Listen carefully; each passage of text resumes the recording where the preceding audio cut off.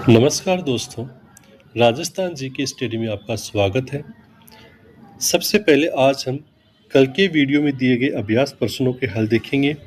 उसके बाद आज के कुछ प्रश्न देखेंगे और अंत में यही प्रक्रिया पुनः दोहराई जाएगी। तो पहले हम देख लेते हैं कल के जो प्रश्न आपको दिए थे उनके आंसर। पहला प्रश्न था, प्रधानमंत्री नरेंद्र मोदी ने 2025 में किन 3 देशों की आधिकारिक यात्रा की? तो अपना सही आंसर है जॉर्डन, इथियोपिया और ओमान। दूसरा प्रश्न था, भारत के किस मंदिर या स्मारक और जॉर्डन के पेट्रा के बीच ऐतिहासिक संबंधों को बढ़ावा देने के लिए ट्विनिंग एग्रीमेंट किया गया? तो सही आंसर होगा एलोरा। तीसरा प्रश्न था, इथियोपिया के सर्वोच्च सम्मान द ग्रेट ऑनर निशान ऑफ इथियोपिया से किसे सम्मानित किया गया? तो आंसर होगा प्रधानमंत्री नरेंद्र मोदी जी को। चौथा प्रश्न है, भारत और ओमान के बीच आर्थिक बाधाओं को कम करने के लिए कौन सा ऐतिहासिक समझौता संपन्न हुआ? तो सही आंसर है CEPA, व्यापक आर्थिक साझेदारी समझौता।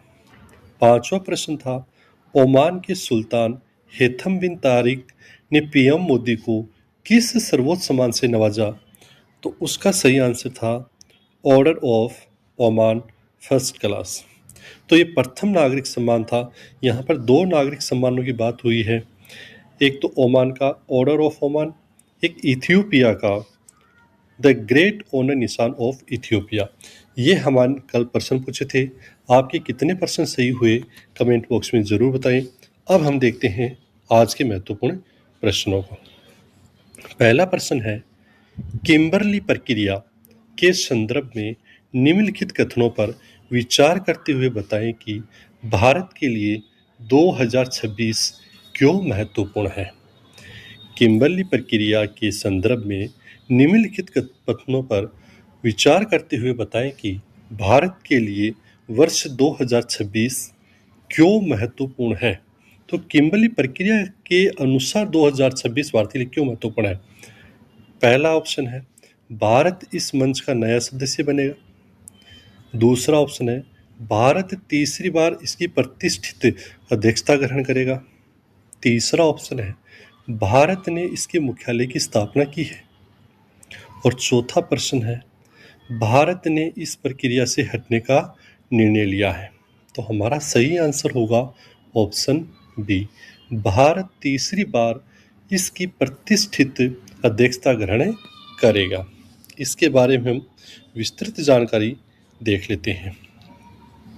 अध्यक्षता, भारत 1 जनवरी 2026 से वैश्विक हीरा उद्योग के सबसे महत्वपूर्ण मंच। भारत 1 जनवरी 2026 से वैश्विक हीरा उद्योग के महत्वपूर्ण मंच किम्बरली प्रक्रिया।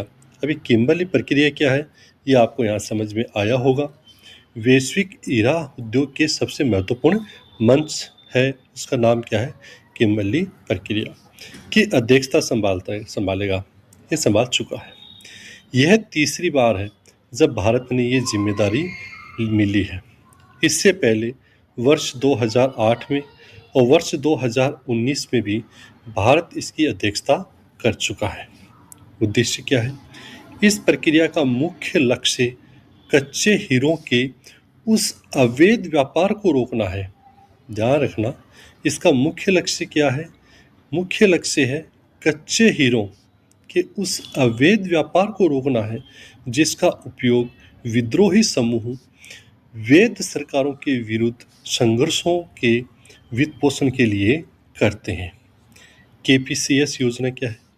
संयुक्त राष्ट्र के प्रस्ताव के तहत किम्बरली प्रक्रिया प्रमाणन योजना, किम्बरली प्रक्रिया प्रमाणन योजना KPCS 1 जनवरी 2003 से लागू है और भारत इसका संस्थापक सदस्य है।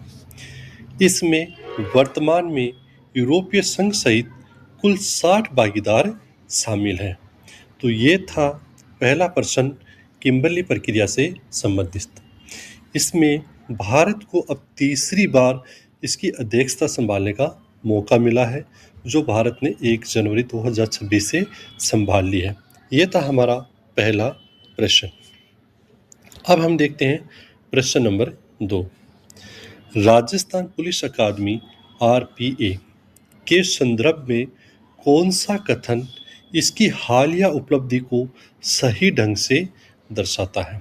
यानी राजस्थान पुलिस अकादमी ने अभी एक उपलब्धि हासिल की है। इन निम्न में से कौन सा कथन है जो उस उपलब्धि को सही ढंग से दर्शाता है? ऑप्शन ए है, यह दुनिया की सबसे बड़ी पुलिस अकादमी बन गई है। इसे केंद्र सरकार के क्षमता विकास आयोग ने उत्कृष्ट संस्थान का दर्जा दिया है। इसे यूनेस्को द्वारा विरासत संस्थान घोषित कर दिया गया है। या यह केवल अर्धसैनिक बलों को प्रशिक्षण देने वाली पहली अकादमी बन गई है। तो यहाँ हमारा सही आंसर होगा ऑप्शन बी। इसे केंद्र सरकार के क्षमता विकास आयोग ने उत्कृष्ट संस्थान का दर्जा दिया है।